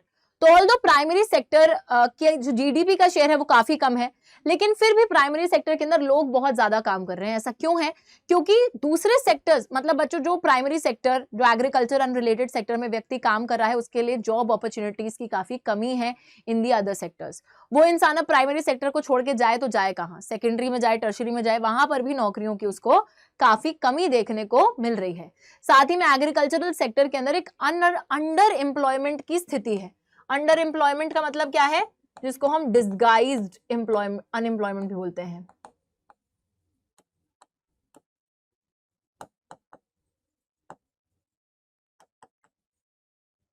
ठीक है, तो यहां पर जब हम बात करते हैं तो अंडर एम्प्लॉयमेंट हम लोग देखते हैं कि डिस्गाइज्ड अनएम्प्लॉयमेंट भी यहां पर देखने को मिलती है, हिडन अनएम्प्लॉयमेंट भी देखने को मिलती है। मतलब कि बच्चों सिंपल सी चीज है कि जितने लोगों की जरूरत है उससे ज्यादा लोग यहाँ पर काम कर रहे हैं, right? So even if you move a few people out from the agricultural sector, उससे प्रोडक्शन पे कोई फर्क पड़ेगा नहीं। तो अंडर एम्प्लॉयमेंट की स्थिति या फिर डिस्गाइज अनएम्प्लॉयमेंट की स्थिति यहाँ पे देखने को मिलती है। More than half of the workers in the country are working in the primary sector. आधे से भी ज्यादा जो वर्कर्स हैं देश के वो प्राइमरी सेक्टर में काम कर रहे हैं, एग्रीकल्चर में mainly, producing only about 1/6 of the GDP. GDP का सिर्फ 1/6 पोर्शन वो प्रोड्यूस कर रहे हैं। In contrast to this, the secondary and tertiary sectors produce the rest of the produce, whereas they employ less than about half of the people. और majorly GDP secondary और tertiary sector में produce हो रही है, जहां पे बहुत ही कम लोग काम कर रहे हैं। ठीक है, so these are the reasons जिसकी वजह से हम देखते हैं कि एग्रीकल्चरल सेक्टर या फिर जो प्राइमरी सेक्टर है वहां पे इतने ज्यादा लोगों के काम करने के बावजूद में जीडीपी बहुत कम प्रोड्यूस हो रही है। अब जो है बच्चों हम आ गए हैं दूसरे सेक्शन, नेक्स्ट सेक्शन पर, जो कि है सेक्शन डी, जहां पर बात आती है हमारे सबसे मेजरली लॉन्ग क्वेश्चंस की। ठीक है, तो यहाँ पर बेसिकली 30, 31, 32, 33 4 क्वेश्चंस दिए हैं और हर क्वेश्चन में ही एक एक ऑप्शन मौजूद है। तो चिंता की कोई बात नहीं है, आपको अगर एक क्वेश्चन नहीं आता है तो आप उसके दूसरे वाले को भी अटेम्प्ट कर सकते हैं। फटाफट से देखेंगे। 30th क्वेश्चन का ए पार्ट बोल रहा है impact of mining activities on the local environment and the health of the surrounding communities. तो माइनिंग करते टाइम बच्चों जो एनवायरनमेंट है उस पर क्या प्रभाव पड़ता है और जो वर्कर माइनिंग कर रहा है उसकी सेहत पे क्या प्रभाव पड़ता है, ये बताइए। तो माइनिंग से जो धूल निकलती है, जो नॉक्शियस फ्यूम्स, बहुत गंदी हवाएं निकलती हैं, ये माइनर्स इनहेल कर लेते हैं, सांस लेते हैं वो तो इनहेल करते हैं, और जिसकी वजह से उन्हें पल्मोनरी डिसीजेस, रेस्पिरेटरी प्रॉब्लम्स झेलनी पड़ती हैं। ठीक है, माइन रूफ्स, अब कभी कभी क्या होता है कि जैसे कोई जो माइनिंग कर रहा है इंसान, रैट होल माइनिंग करी कि आपने ये जमीन थी यहाँ से डिग करके आपने अंदर से रास्ता निकाला माइनिंग करने के लिए, कभी कभी ये माइन रूफ्स कोलैप्स हो जाती है, उनके ऊपर भी गिर सकती हैं, तो जान पर भी खतरा रहता है। साथ ही में sorry, inundation and fires in coal mines, बाढ़ आने का खतरा, आग लगने का खतरा कोल माइंस पे, ये भी थ्रेट रहता है। Mining is one of the most dangerous jobs, बहुत डेंजरस जॉब है, एंड एक नेगेटिव इंपैक्ट एनवायरनमेंट पे तो आता ही है, साथ ही में बहुत सारा वेस्ट भी यहाँ पे प्रोड्यूस होता है। Disruption to the local flora and fauna and contamination of the local water sources. तो लोकल फ्लोरा एंड फौना भी खराब होती है, साथ ही में जो लोकल वाटर सोर्सेज हैं उस पर उसका भी कंटेमिनेशन देखने को मिलता है, वहां पर भी थोड़ी गंदगी देखने को मिलती है, पोल्यूट होती हैं वो सारी चीजें, तो ये एनवायरमेंटल इम्पैक्ट है। साथ ही में removal of massive amounts of top soil leading to erosion, loss of habitat and pollution. Top soil बहुत ज्यादा रिमूव होता है माइनिंग के प्रोसेस में, तो सॉइल इरोजन हो रहा है। साथ ही में हैबिटेट लॉस, पोल्यूशन, ये सारी प्रॉब्लम्स भी क्रिएट हो रही हैं माइनिंग की वजह से। इसका ही दूसरा पार्ट है जो आप इसकी जगह पर भी अटेम्प्ट कर सकते हैं। दूसरा पार्ट बोल रहा है non conventional resources are the best option to conserve the natural resources, substantiate this statement with example. तो non conventional resources best option है नेचुरल रिसोर्सेज को कंजर्व करने के लिए। और जो नॉन कन्वेंशनल यानी कि जो नए सोर्सेज ऑफ एनर्जी आए हैं, ठीक है, तो नॉन कन्वेंशनल सोर्सेज के अंदर हम देखते हैं एग्जांपल है solar energy, bio energy, tidal energy, wind energy, geothermal energy, biogas energy है ये, नेचुरल गैस, ये सब। तो ये सब जो नई नई चीजें हैं definitely they are pollution free, environment friendly, better than the conventional sources of energy, inexhaustible है, रेन्यूएबल है, खत्म नहीं होंगी और रेन्यू की जा सकती हैं, क्लीन सोर्सेज ऑफ एनर्जी हैं। Optimal use of resources of energy minimizes environmental impact and non-conventional resources produce minimum secondary waste compared to the use of conventional। तो बहुत कम वेस्ट प्रोड्यूस भी करती हैं और इन्वायरमेंटल इम्पैक्ट भी इनका काफी कम देखने को मिलता है, तो obviously it is a better option. Natural gas एक इन्वायरमेंटली फ्रेंडली फ्यूल है क्योंकि इसमें कार्बन एमिशंस काफी कम होते हैं, एयर पोल्यूशन कॉज नहीं होता है, इन्वायरमेंटल डिग्रेडेशन नहीं होती है ज्यादा, रेन्यूएबल एनर्जी है, तो ऑब्वियस सी बात है कि एक एक्सीलेंट अपॉर्चुनिटी कि खत्म नहीं होंगे, राइट? तो ग्लोबल वार्मिंग भी रिड्यूस होगी इन सब चीजों से। ओके, अब जो है नेक्स्ट क्वेश्चन आ गया है 31st क्वेश्चन। यहाँ पे बोला जा रहा है how would you evaluate Napoleon as an administrator who created a more rational and efficient system, elucidate with suitable example. बच्चों जाहिर सी बात है नेपोलियन जी जो थे उन्होंने अपने सिविल कोड या फिर नेपोलियनिक कोड के थ्रू काफी ज्यादा एडमिनिस्ट्रेटिव रिफॉर्म्स निकाले थे। तो यहाँ वही पूछा जा रहा है कि वो एक एडमिनिस्ट्रेटर थे, क्या उन्होंने एक बहुत अच्छा सिस्टम निकाला था, उसको इवैल्यूएट करो, अपने आंसर को ढंग से लिखो एग्जांपल्स के साथ। तो यहाँ पे हम वही सिविल कोड के बारे में पूरा लिखेंगे कि जिसको नेपोलियनिक कोड बोलते थे। तो इससे right to property, equality before law and जितने भी प्रिविलेजेस थे बेस्ड ऑन बर्थ उनको हटा दिया गया था। नेपोलियनिक कोड को उन सभी रीजन में फॉलो किया जाने लगा जो कि फ्रेंच कंट्रोल के अंडर थे। नए बिजनेसमैन, आर्टिसंस, पेजेंट्स, वर्कर्स सबको जो है इस नई आज़ादी में काफ़ी मज़ा आ रहा था जो नेपोलियन के एडमिनिस्ट्रेटिव सिस्टम द्वारा उनको मिली थी। साथ ही में जितने भी फ्रेंच कंट्रोल के अंदर टेरिटरीज थी जैसे कि Italy, Germany, Switzerland, Dutch Republic, यहाँ पे सारे पेजेंट्स को जो है मेनोरियल ड्यूज से आज़ादी दे दी गई थी। पेजेंट्स को जो है सर्फडम यानी कि state of being a labourer से भी आज़ादी दे दी गई थी। फ्यूडल सिस्टम को अबॉलिश कर दिया गया था, एडमिनिस्ट्रेटिव डिविजन्स को सिंप्लीफाई भी कर दिया गया था। तो पूरा ही हमें बेसिकली नेपोलियनिक कोड के बारे में लिखना है। Guild restrictions were removed, improvements in communication, transport system, हर चीज में इंप्रूवमेंट आने को मिलती है। साथ ही में the movement and exchange of goods and capital from one region to another, तो कम्युनिकेशन, ट्रांसपोर्टेशन सिस्टम की बेहतरी से सामान जो है एक जगह से दूसरी जगह बहुत ही आसानी से जा पा रहा था, पैसा भी एक जगह से दूसरी जगह आसानी से जा पा रहा था। Small scale producers of goods and businessmen began to realize that common national currency, standardized measures, weights and uniform laws were of great help।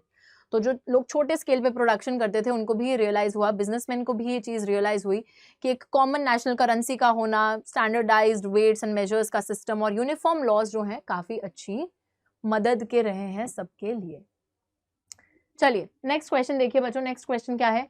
31st question का पार्ट बी। तो या तो पार्ट ए अटेम्प्ट कर लो, Napoleonic code के बारे में लिख लो, या फिर ये लिख लो decisions taken by the conservatives at the Congress of Vienna in the year 1815। कौन कौन से डिसीजंस जो हैं कांग्रेस ऑफ वियना में कंजर्वेटिव्स द्वारा लिए गए थे? तो सबसे पहले तो कांग्रेस ऑफ वियना के बारे में लिखना बहुत इंपॉर्टेंट है क्योंकि ये लॉन्ग आंसर क्वेश्चंस हैं बच्चों, अच्छे से आंसर लिखना है पॉइंट्स में। तो सबसे पहले तो हम बताएंगे कि 4 great European powers, Britain, Russia, Prussia, Austria, जिन्होंने नेपोलियन जी को हराया था, ये सब वियना में मिले थे ताकि ये एक यूरोप की सेटलमेंट जो है उस पर पहुंच सके। कांग्रेस को होस्ट कर रहे थे ऑस्ट्रेलियन चांसलर ड्यूक मेटरनिच जो कि खुद एक बहुत बड़े कंजर्वेटिव थे। The result was the treaty of Vienna of 1815। Objective ये था कि जितने भी चेंजेस यूरोप में नेपोलियन के टाइम पे आए थे, नेपोलियनिक वॉर्स के दौरान आए थे, उन सभी चेंजेस को हटा दिया जाए और जो पुराना मोनार्की का सिस्टम है उसको रिस्टोर कर लिया जाए, ठीक है, और एक नया कंजर्वेटिव ऑर्डर यूरोप में लाया जा सके। तो क्या क्या चेंजेस लाए गए? बर्बन डायनेस्टी जिसको फ्रेंच रेवोल्यूशन के दौरान हटा दिया था उसको फिर से पावर में ले आए, क्योंकि इनका बेसिक मकसद ही ये था कि पुराना कंजर्वेटिव ऑर्डर हमें फिर से यूरोप में इस्टेब्लिश करना है। फ्रांस को जितनी भी टेरिटरी नेपोलियन के अंडर मिली थी, कब्जा जहां पे उन्होंने करा था, उन सभी को हटा दिया गया फ्रांस के कब्जे से। बहुत सारे स्टेट्स फ्रांस की बाउंड्री पे बना दिए गए ताकि फ्रांस जो है आगे अपने टेरिटरी कभी भी एक्सपैंड करने का ना सोचे। जेनुआ को ऐड कर दिया गया to the Piedmont in the south. Prussia जो है उसको टेरिटरीज दे दी on its western frontiers and Austria को नदर्न इटली का कंट्रोल दे दिया। German confederation of 39 states set up by Napoleon was left untouched. In the east, Russia was given a part of Poland, while Prussia was given a portion of Saxony. तो ये सारे changes आए थे। Conservative regimes जो कि 1815 में setup हुई थी, देवर ऑटोक्रेटिक। ऑटोक्रेटिक का मतलब है कि उनके रूल पे कोई भी मतलब कोई उनके रूल को कुछ तहस नहस नहीं कर सकता था, कुछ भी नहीं कर सकता था। They did not tolerate criticism and dissent, और ये लोग बिल्कुल आलोचना, अपने खिलाफ कुछ भी अगर बोला जाएगा तो उसको सहते नहीं थे, बिल्कुल क्रिटिसिज्म को सहते नहीं थे। They curbed activities that questioned the legitimacy of autocratic governments. और autocratic government की कोई भी legitimacy को, कोई भी पावर को अगर क्वेश्चन करेगा तो उन सब एक्टिविटीज को ये लोग दबा दिया करते थे। ठीक है, सो ये सारी चीजें इन्होंने कर दी थी through the treaty of Vienna. All right, okay, अब बच्चों ये क्या है? 32nd क्वेश्चन का ए पार्ट है, यहाँ पर भी फिर से 2 पार्ट्स है। सो जो हर क्वेश्चन में जो सेक्शन डी में मौजूद है उस हर में 2 पार्ट्स हैं, तो आपके पास चॉइस बहुत है। Analyse the role of a multi party system in a democratic country like India. तो मल्टी पार्टी सिस्टम होता क्या है पहले तो, क्योंकि आपने चैप्टर नहीं पढ़ा है तो मैं बता देती हूँ बच्चों। मल्टी पार्टी सिस्टम का मतलब है जहाँ पे एक से ज्यादा बहुत सारी पार्टीज एग्जिस्ट करती है, सबको आजादी मिलती है कि आप पार्टी बना लो अपनी। तो मल्टी पार्टी सिस्टम का रोल क्या होता है बताइए? डेमोक्रेटिक सिस्टम लाइक इंडिया में मल्टी पार्टी पॉलिटिक्स एक बहुत क्रूशियल रोल प्ले करती है, लोगों के अलग अलग तबकों को रिप्रेजेंट करने में, लोगों के एस्पिरेशंस, इंटरेस्ट को रिप्रेजेंट करने में।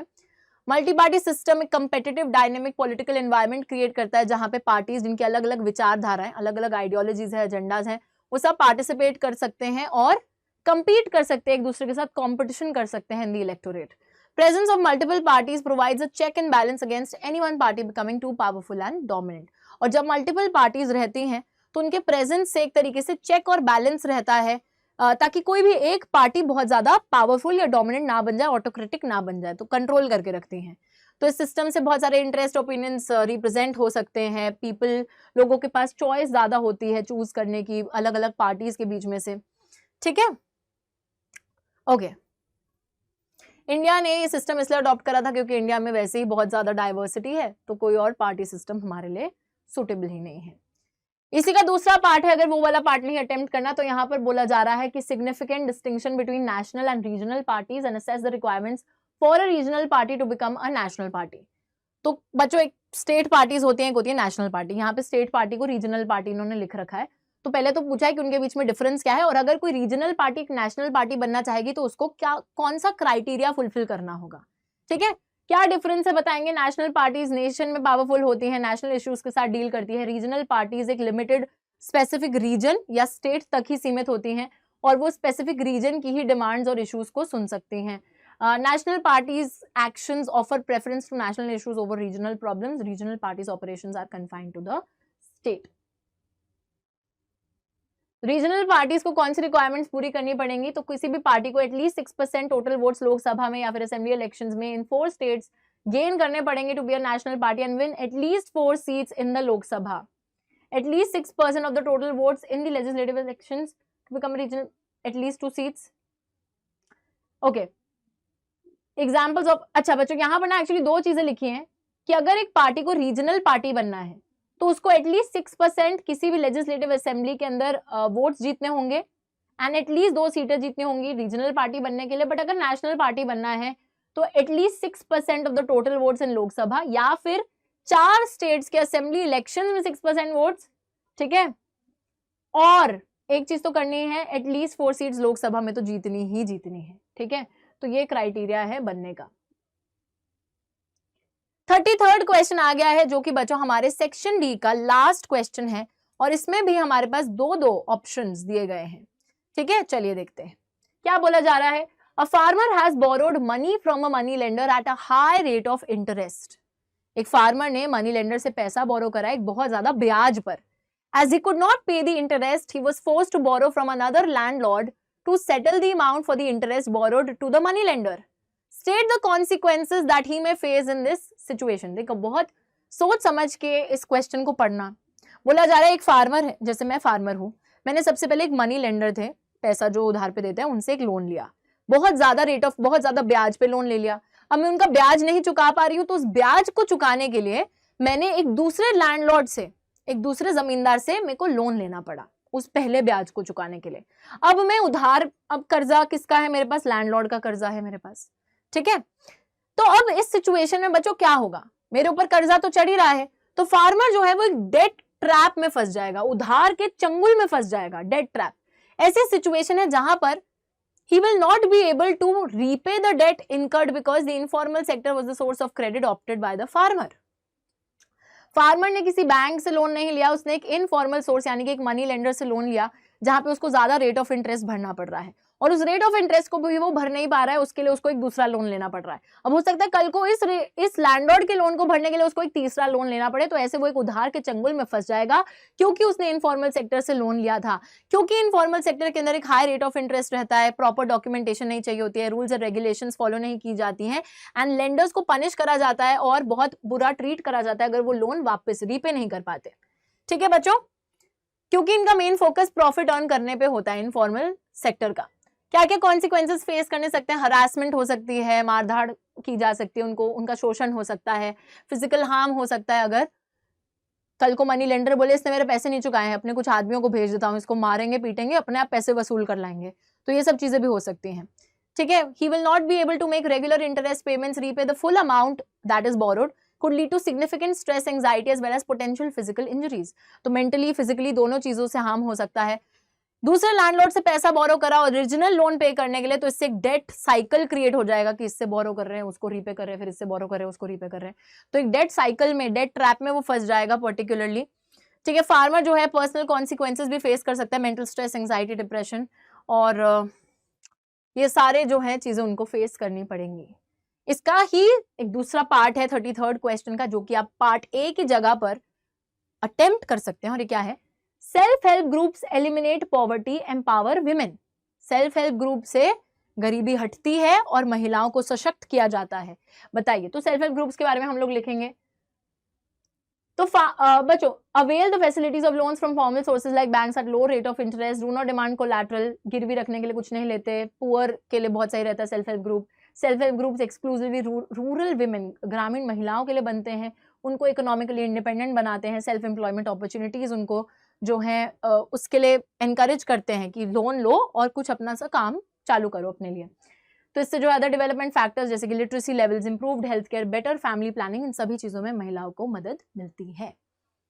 ऑलराइट, चलिए,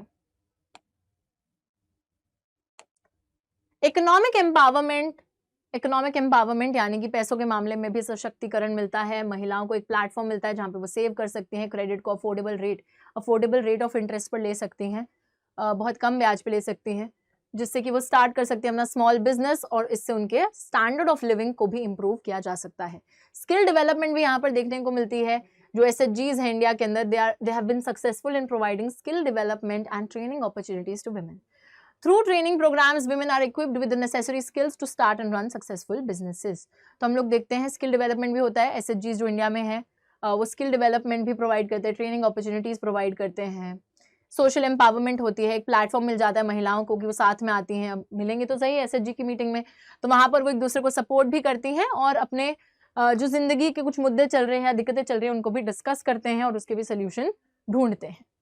ऑलराइट, ओके, अब बच्चे लोग हम आ गए हैं नेक्स्ट सेक्शन पर, विच इज सेक्शन ई, और इस सेक्शन के अंदर आ गए हैं हमारे पास केस बेस्ड क्वेश्चंस, जो कि सिंपली आपके इंग्लिश के जैसे कॉम्प्रिहेंशन वाले क्वेश्चंस होते हैं ना, वैसे होते हैं।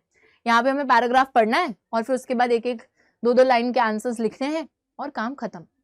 वेरी सिंपल, बट पैराग्राफ पढ़ने में टाइम लगता है, तो इसलिए मैं सजेस्ट करती हूँ कि जब रीडिंग टाइम मिलता है ना, तो ये क्वेश्चंस तो पढ़ लो। ठीक है, चलो देखो, 34th क्वेश्चन है केस बेस्ड हमारा, सबसे पहला इसको पढ़ते हैं। It is said of passive resistance that it is a weapon of the weak, but the power which is the subject of this article can be used only by the strong. This power is not passive resistance, indeed, it calls for intense activity. The movement in South Africa was not passive but active. Satyagraha is not a physical force. A Satyagrahi does not inflict pain on the adversary. He does not seek his destruction. In the use of Satyagraha, there is no ill will whatever. Satyagraha is pure soul force. Truth is the very substance of the soul. That is why this force is called Satyagraha. The soul is informed with the knowledge. In it burns the flame of love. Non-violence is the supreme dharma. It is certain that India cannot rival Britain or Europe in the force of arms. The British worship the war god and all of them become, as they are becoming, bearers of arms. The hundreds of millions in India can never carry arms. They have been made the religion of non-violence their own. In his famous book Hind Swaraj 1909 में जो लिखी गई थी, महात्मा गांधी ने declare करा कि the British rule was established in India with the cooperation of Indians and had survived only because of this cooperation. If Indians refuse to cooperate, British rule will collapse within a year. तो बच्चों basically यहाँ पर passive resistance यानी कि सत्याग्रह की बात की जा रही है, जहां पर किसी भी हिंसा का इस्तेमाल नहीं होता है, बल्कि अहिंसा के थ्रू आप लोग अपने दुश्मन के हृदय परिवर्तन करने की कोशिश करते हो और उसको रियलाइज करवाते हो कि आप गलत हो, and ultimately truth is bound to triumph, सच की ही जीत होगी. और पैसिव रेजिस्टेंस का मतलब होता है कि एक्टिव रेजिस्टेंस क्या है कि आप मार धाड़ कर रहे हो, रेजिस्ट किसी के खिलाफ जा रहे हो और एक्टिवली जा रहे हो. पैसिव रेजिस्टेंस होता है कि you are just ignoring the other person, passively अपने दूसरे कुछ एक्शंस के जरिए आप दूसरे को रेजिस्ट करने की कोशिश कर रहे हो. ठीक है, so that is passive resistance. Alright, तो यहाँ पर वही बात हो रही है. और साथ ही में यहाँ पे हिंद स्वराज जो कि महात्मा गांधी की किताब थी उसकी बात हो रही है, जहां पे उन्होंने ये लिखा था कि इंडियंस क्योंकि ब्रिटिशर्स के साथ कोऑपरेट करते हैं, इस वजह से उनका शासन चल रहा है. अगर कोऑपरेट करना बंद कर दिया तो ब्रिटिश रूल कोलैप्स हो जाएगा. अब देखो क्वेश्चंस क्या है, इसी में से हमको आंसर्स निकालने हैं. Why did Gandhi ji say that passive resistance is not a weapon of the weak? कमजोरों का हथियार नहीं है पैसिव रेजिस्टेंस. ऐसा क्यों बोला गांधी जी ने? Because it calls for intense activity with a lot of inner strength. तो अगर आपको पैसिवली रेजिस्ट करना है उसके लिए भी आपको अंदरूनी शक्ति की बहुत ज्यादा जरूरत है. जिस इंसान का दिमाग स्टेबल होगा, जो कि थोड़ा ढंग से सोच पाएगा, वही पैसिवली रेजिस्ट कर सकता है. ठीक है, उतनी सहन शक्ति होनी चाहिए आपके अंदर. दूसरी चीज बोली गई है satyagraha is the pure soul force. इस स्टेटमेंट को एक्सप्लेन करो. तो truth is the very substance of the soul informed with knowledge and thus this force is called satyagraha. बच्चों सब पैराग्राफ में लिखा है. What according to Mahatma Gandhi is the best weapon to use to collapse the British rule in India? तो गांधी जी अपनी किताब में लिखते हैं कि नॉन कोऑपरेशन के थ्रू ही हम ब्रिटिश रूल को कोलैप्स करवा सकते हैं और उन्हें रोक सकते हैं. कोऑपरेट करते रहे तो वो भी चलते रहेंगे, हम भी चलते रहेंगे उन्हीं के साथ साथ. ठीक है, तो it is the non cooperation which is a very basic thing according to Gandhi ji. Next आता है हमारा 35th क्वेश्चन, और ये फिर से हमें पैराग्राफ पढ़ना पड़ेगा. क्या है ये पैराग्राफ, चलिए देखते हैं. महाराष्ट्र एक स्टेट है, एक राज्य है, which is located in the western India. Bharat के पश्चिमी हिस्सा होता है ना, ठीक है, पूरा पश्चिमी हिस्से में लोकेटेड है. और यहाँ की पॉपुलेशन है 110 मिलियन की. इस स्टेट के अंदर बहुत सारी सिटीज हैं including Mumbai, has a significant agricultural sector. However इस स्टेट के अंदर वाटर क्राइसिस से लोग जूझ रहे हैं, पानी की किल्लत से जूझ रहे हैं. वाटर रिसोर्सेज अंडर प्रेशर हैं due to climate change, industrialisation, urbanisation. Main challenges faced by water resource management in Maharashtra. कौन कौन से चैलेंजेस फेस कर रहे हैं वाटर रिसोर्स पर, क्या क्या खतरा है? सबसे पहली चीज है over exploitation of ground water. जो हमारे सतह के नीचे पानी है उसको जरूरत से ज्यादा उसका शोषण करा जा रहा है, उसको ओवर एक्सप्लॉयट करा जा रहा है. Maharashtra is one of the most ground water stressed states in India with the demand for water exceeding the supply. Over exploitation of the groundwater for agriculture or urban use has led to a decline in the water levels which has severe implications on the sustainability of water resources.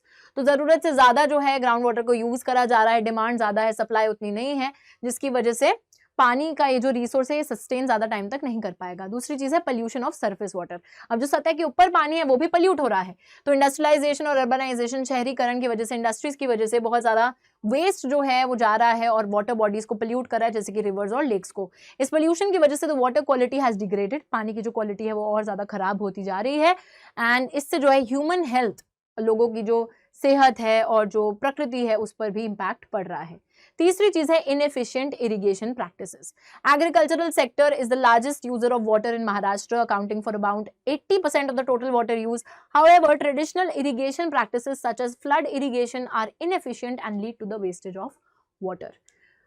तो irrigation तो कर रहे हैं, अब खेती बाड़ी के लिए बहुत लोग डिपेंडेंट है पानी पर, ठीक है, और लार्जेस्ट पानी का इस्तेमाल ही महाराष्ट्र के अंदर खेती बाड़ी के लिए ही किया जाता है, एग्रीकल्चरल सेक्टर के लिए किया जाता है. बट जो ट्रेडिशनल एग्रीकल्चरल प्रैक्टिसेस हैं फ्लड इरिगेशन, जिसमें बहुत ज़्यादा पानी ऐसे डाल दिया जाता है इरिगेट करने के लिए, तो इससे पानी का काफ़ी वेस्टेज हो रहा है और इन्हीं सब कारणों की वजह से महाराष्ट्र के अंदर पानी की किल्लत महसूस हो रही है। अब बच्चों फर्स्ट क्वेश्चन है, mention any 2 reasons for the water crisis faced by the state of Maharashtra. तो आप कोई भी 2 रीजंस यहाँ पे मेंशन कर सकते हैं। 2 रीजंस हो सकता है, एक कुछ भी, देखो जैसे यहाँ तो 3 रीजंस है ना, कुछ भी 2 रीजंस मेंशन कर दो, ये मेंशन कर दो, ये मेंशन कर दो। फिर सेकंड क्वेश्चन में पूछा जा रहा है, despite being the second highest rainfall receiving state of the country, Maharashtra still faces water crisis. Why? तो traditional irrigation practices like flood irrigation की वजह से वाटर शॉर्टेज हो रही है, ठीक है, एंड वाटर गेट्स लॉस्ट, ये सारी चीजें वही सेम बात है। तीसरा है, propose any one solution to mitigate the water crisis faced by the Maharashtra state. अब बात की जा रही है कि यहाँ पर कोई सोल्यूशन दो। अब बच्चों आपको पता है कि रीजंस जिसकी वजह से वाटर क्राइसिस हो रहे हैं, ओवर एक्सप्लॉयटेशन हो रही है, एग्रीकल्चर के लिए गलत तरीके से पानी को यूज किया जा रहा है, ओवर यूज किया जा रहा है, तो हम अब सोल्यूशन क्या देंगे? अब हम यहाँ पे बताएंगे कि यार देखो, एक एफिशिएंट इरिगेशन सिस्टम होना चाहिए, जैसे ड्रिप इरिगेशन, स्प्रिंकलर सिस्टम, ताकि कम पानी का इस्तेमाल हो और पानी मिल भी जाए क्रॉप्स को, खेती बाड़ी के लिए भी पानी मिल जाए और कम पानी यूज हो, ओवर यूज ना हो। साथ ही में स्टेट के अंदर रेन वाटर हार्वेस्टिंग सिस्टम को लाया जा सकता है, ग्राउंड वाटर लेवल्स को इंप्रूव किया जा सकता है, ठीक है, and this will increase the efficiency of water use. तो इन सब चीजों से rain water harvesting, ground water system का इंप्रूव करना, ड्रिप इरिगेशन सिस्टम्स को इंप्रूव करना, तो इन सब चीजों से हम लोग महाराष्ट्र स्टेट के अंदर वाटर क्राइसिस की प्रॉब्लम से निपट सकते हैं। लास्ट हमारा केस बेस्ड क्वेश्चन है 36th क्वेश्चन, तो चलिए इसको अच्छे से पढ़ लेते हैं और उसके बाद बच्चे लोग हम लोग अपने लास्ट क्वेश्चन पर आ जाएंगे, which is the 37th question. हाँ, एक और भी क्वेश्चन है, 36 नहीं 37 क्वेश्चन टोटल है, 37th क्वेश्चन हमारा मैप बेस्ड क्वेश्चन है। चलो यार 36 क्वेश्चन को पढ़ते क्या है। For comparing countries their income is consider to be, तो ये डेवलपमेंट चैप्टर का जो है पैराग्राफ है, कंट्रीज को कंपेयर करने के लिए इनकम को सबसे ज्यादा important, one of the most important attribute माना जाता है। जिन कंट्रीज के हायर इनकम होती है उनको ज्यादा डेवलप्ड माना जाता है, उन कंट्रीज से जिन कंट्रीज की लेस इनकम है। So this is based on the understanding that more income means more of all the things that human beings need.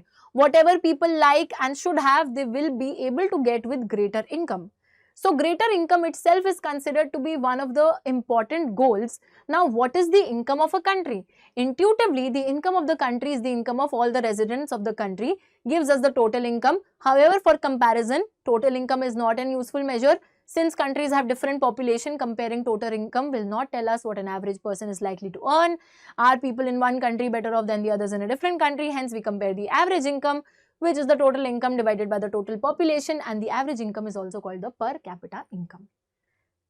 बच्चों सिंपली यहाँ पे बताया जा रहा है कि देखो, जब कंट्रीज को कंपेयर करा जाता है तो उनकी इनकम एक बहुत इंपॉर्टेंट क्राइटेरिया माना जाता है। टोटल इनकम होता है income of all residents living in the country, but वो एक ट्रू पिक्चर नहीं देता है, क्योंकि पॉपुलेशन किसी कंट्री की ज्यादा हो सकती है, किसी कंट्री की कम, तो पॉपुलेशन के बारे में नहीं बताता। इस वजह से हम टोटल इनकम की बजाय एवरेज इनकम का इस्तेमाल करते हैं, जिसको पर कैपिटा पर पर्सन इनकम भी बोला जाता है, total income divided by the total population. Question क्या पूछा गया है वो देखिए। आगे और भी है। वर्ल्ड डेवलपमेंट रिपोर्ट्स में जो कि वर्ल्ड बैंक निकालता है, इस क्राइटेरिया को, एवरेज इनकम के ही क्राइटेरिया को यूज करा जाता है कंट्रीज को क्लासिफाई करने के लिए। $, 49,300 per annum and above in 2019 की जो कंट्रीज हैं जिनकी पर कैपिटा इससे ज्यादा है, उनको हाई इनकम या रिच कंट्रीज बोला जाता है। जिनकी पर कैपिटा इनकम $, 2,500 से कम है, उनको लो इनकम कंट्रीज बोला जाता है। Rich countries excluding, rich countries के अंदर अगर आप मिडिल ईस्ट और थोड़ी और स्मॉल कंट्रीज को हटा दो तो इनको डेवलप्ड कंट्रीज बोला जाता है। ऑलराइट, तो ये सब बात हो रही है। आ जाओ जी, क्वेश्चंस पे आ जाओ। Significance of per capita income क्या है बच्चों? इंपॉर्टेंस पर कैपिटा इनकम की। पर कैपिटा इनकम हमें हेल्प करता है ताकि हम कंट्रीज के बीच में कंपैरिजन कर सकें और उनकी इकोनॉमिक परफॉर्मेंस, उनके लिविंग स्टैंडर्ड्स के बारे में बता सकें। Per capita income is also an important indicator of the living standard of living in a country. साथ ही में दूसरा क्वेश्चन है, classification of countries based on per capita income, which entities responsible for determining this classification. तो ये जो countries को per capita income के बेसिस पे क्लासिफाई करा जाता है, कौन सी ऑर्गेनाइजेशन है, कौन सी एंटिटी है जो ये क्लासिफिकेशन कर रही है। तो कंट्रीज को high income, rich countries, low income countries के बेसिस पे, पर कैपिटा इनकम के बेसिस पे क्लासिफाई करा जाता है। This is done by the world bank. ठीक है, तो वो पूरा क्राइटेरिया बता दिया है, वर्ल्ड बैंक ये क्लासिफिकेशन करता है। चलिए बच्चे लोग, अब इन दोनों क्वेश्चंस के बाद हम आ गए हैं सेक्शन एफ पर। तो ये हमारा है section F, which is the last section of your sample paper. तो पूरा सैंपल पेपर देखो, ऐसा ही बोर्ड का एग्जाम भी आने वाला है, ठीक है। तो अच्छे खासे सैंपल पेपर्स को प्रैक्टिस करना अभी से ही चालू कर दीजिए। चलिए सेक्शन एफ को देखते हैं बच्चों। 2 places A and B have been marked on the given outline map of India. Identify them, write their correct names on the lines drawn near them. All right? देखो क्या बात हो रही है। 2 जगहें A और B को मार्क किया गया है एक इंडिया के आउटलाइन मैप पर, इनको आइडेंटिफाई करो। सबसे पहला है, अच्छा, और ये वाले ना दोनों हमारे नेशनलिज्म इन इंडिया चैप्टर से हैं, तो 2 मार्क जो मैप वर्क आएगा वो हिस्ट्री से आने वाला है। तो सबसे पहली जगह है, ऑलरेडी मार्क्ड है, देख लो, ऑलरेडी मार्क्ड है, दिख गई होगी तुम्हें। इंडियन नेशनल कांग्रेस सेशन इस जगह पे हुआ था 1920 में। क्या है बच्चों जगह का नाम? दिस इज डेफिनेटली कैलकटा, ठीक है। तो यहाँ पे हम लोग लिख देंगे।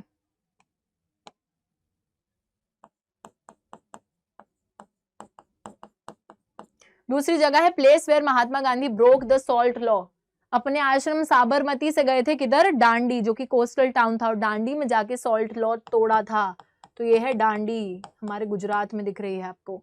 चलो आगे आ जाओ। सेम आउटलाइन मैप पे अब लोकेट करो, ढूंढो भी और लेबल भी करो, ठीक है। देखिए कोल माइन इन तमिलनाडु, बच्चों यहाँ पे ना ऑलरेडी लोकेट कर दिया गया है। कोल माइन इन तमिलनाडु, ये रहा नेवेली, आपको दिख रहा है, ठीक है। उसके बाद दूसरा क्या है? A dam built on river Chenab in India. Second वाला है चेनाब रिवर के ऊपर जो डैम बिल्ट है, दिस इज सलल डैम। उसके बाद तीसरा वाला है largest natural major seaport located in Andhra Pradesh. Seaport Andhra Pradesh के अंदर कौन सा है? विशाखापट्टनम। और फोर्थ है नोएडा सॉफ्टवेयर टेक्नोलॉजी पार्क, तो यूपी में आपको इधर नोएडा सॉफ्टवेयर टेक्नोलॉजी पार्क को लोकेट और मार्क करना है।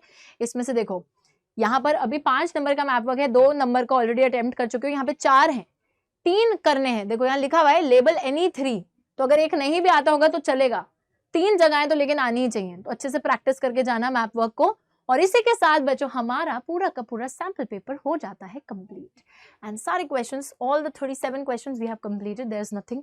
और मैं क्या ही देख रही हूँ, खत्म हो चुका है सब कुछ, ठीक है।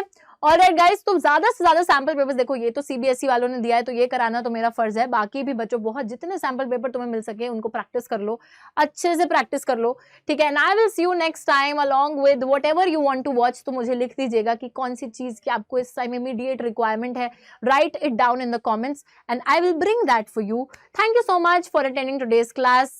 Shabba khair. Take care. Bye bye. Bye guys.